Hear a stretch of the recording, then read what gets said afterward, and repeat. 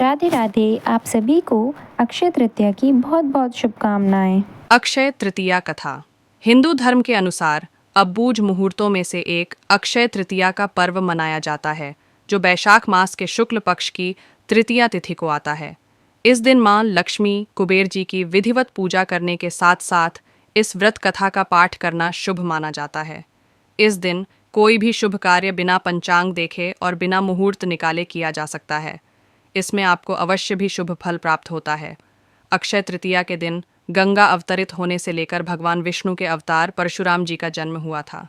इस दिन आप विधिवत पूजा करने के साथ अंत में इस आरती का पाठ अवश्य करें। पौराणिक कथा के अनुसार प्राचीन काल में एक धर्मदास नामक वैश्य था। वह बहुत गरीब था। धर्मदास अपने परिवार के साथ एक छोटे से गांव में रहता था।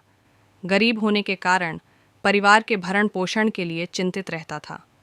धर्मदास बहुत धार्मिक प्रवृत्ति का व्यक्ति था। उसका सदाचार तथा देव एवं ब्राह्मणों के प्रति उसकी श्रद्धा अत्यधिक प्रसिद्ध थी।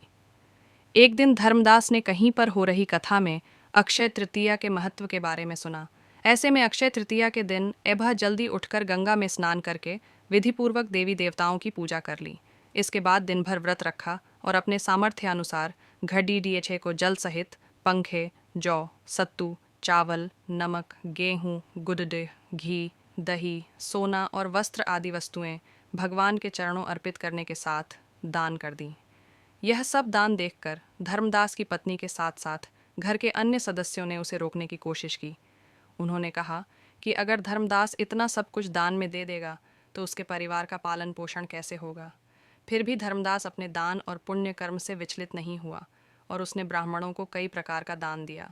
उसके जीवन में जब भी अक्षय तृतीया का पावन पर्व आया, प्रत्येक बार धर्मदास ने विधि से इस दिन पूजन एवं दान आदि कर्म किया। अनेक रोगों से ग्रस्त तथा वृद्ध होने के उपरांत भी उसने उपवास करके धर्म कर्म और दान पुण्य किया। यही वैश्य दूसरे अगले जन्म में कुशावती का राजा हुए। मान्यता है कि अक्षय तृतीया के दिन किए गए दान पुण्य व पूजन के कारण वह अपने अगले जन्म में बहुत धनी एवं प्रतापी राजा बना। वह इतना धनी और प्रतापी राजा था कि त्रिदेव तक उसके दरबार में अक्षय तृतीया के दिन ब्राह्मण का वेश धारण करके उसके महायज्ञ में शामिल होते थे। अपनी श्रद्धा और भक्ति का उसे कभी घमंड नहीं हुआ। वह प्रतापी राजा महान एवं वैभवशाली होने के बावजूद भी धर्म मार्ग से कभी विचलित नहीं हुआ। माना जाता है कि यही राजा आगे के जन्मों में भारत के प्रसिद्ध सम्राट चंद्रगुप्त के रूप में पैदा हुए थे।